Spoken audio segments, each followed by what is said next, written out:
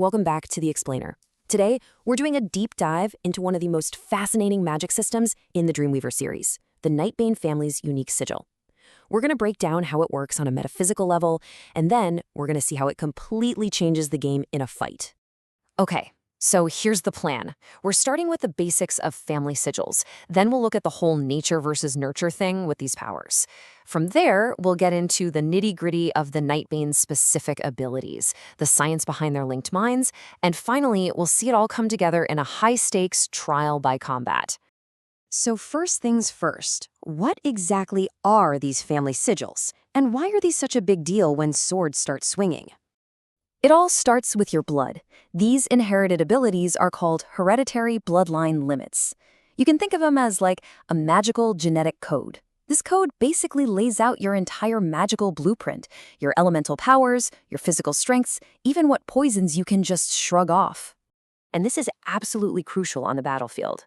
Knowing these limits is pure strategy.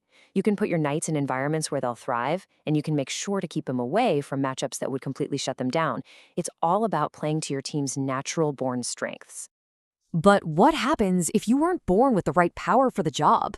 Are you just stuck? Well, not exactly. Turns out there was another path to power. See, there are really two ways this all works. You've got your hereditary limits, the stuff you're born with, and then you have acquired limits, the abilities you can gain through sheer willpower and experience. It's this amazing mix of nature and nurture, right in the magic system. And this quote? This is the perfect example of acquired limits in action.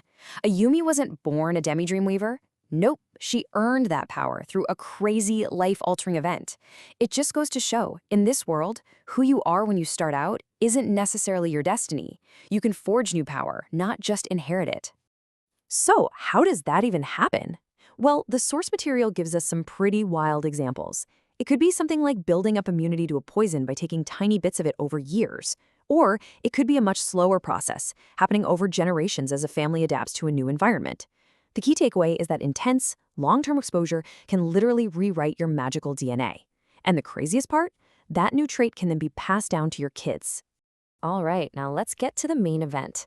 Let's talk about the very specific and, frankly, terrifyingly powerful sigil of the Nightbane family, the Pyrostellis Luminares. You know, what's so incredible here is just how much this thing can do. This isn't just simple mind reading. It's a full-on combat hive mind. People linked up can share skills, reflexes, even raw spiritual energy, all in real time. The network can even sift through everyone's past experiences to figure out the best move, and then push their bodies past their normal physical limits to pull it off. It's a massive power-up on the battlefield. Now, I know what you're thinking. This all sounds like a bunch of magical mumbo-jumbo. But what's so cool is that the story actually gives us a sort of scientific explanation for it all. So let's pop the hood and look at the metaphysical mechanics. The whole system hinges on one thing: psychological compatibility. Think of it like mental chemistry. If everyone in the network is on the same page, sharing the same goals, the connection is smooth, efficient, and super powerful. But if there's conflict, if they're fighting each other mentally, that creates something called psychological strain, which is basically just wasted energy. It's like the whole system is grinding its gears. And honestly, this quote just says it all, doesn't it? A compatible team is like swimming with the current. It's effortless. You're flying. An incompatible team, they're fighting that same current. All their energy is just spent trying not to get dragged under. Forget about actually winning the fight. So how does the sigil actually pull this off?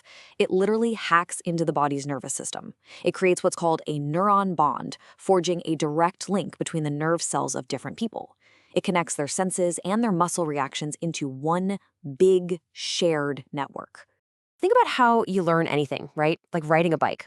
At first, you're wobbly, you have to think about every little movement, but you practice and your brain builds new neural pathways. Eventually, those pathways get so short and efficient that it becomes pure reflex, muscle memory. Well, Pyrostellis Luminares basically hacks that whole process. It creates instant neural shortcuts between a master and beginner, letting them share a skill as if they'd been training together for decades. It's a cheat code for mastery. Okay, so we've got all this complex metaphysical theory, but what does it actually look like when the pressure's on and lives are on the line? Let's find out. So the team gets dropped into this brutal practical exam. The mission sounds simple: find food, survive. The problem? They're being hunted by a massive enemy army. The stakes are as high as they get. And it doesn't take long for things to go sideways. Right away, our protagonist San and his partner Ciela get cut off from the group and ambushed by Giga-Wraiths. They're outnumbered, outgunned, and totally cornered. And boom, there it is. We see the theory become reality. The sigil link is under so much pressure that it registers a 43% psychological strain. And that's not just some abstract idea of stress. It's a real measurable number that shows just how much friction and danger they're in, both externally and within the team. So how do they fight back? San initiates a lightning-fast, perfectly coordinated attack, something that would be completely impossible without the sigil's synergy. In one single fluid motion, he shatters an enemy's spine. And before that body even hits the ground, he's already moving to the next target and takes its head clean off. Instantly, he's on the third one, knocking the rider straight off its mounts.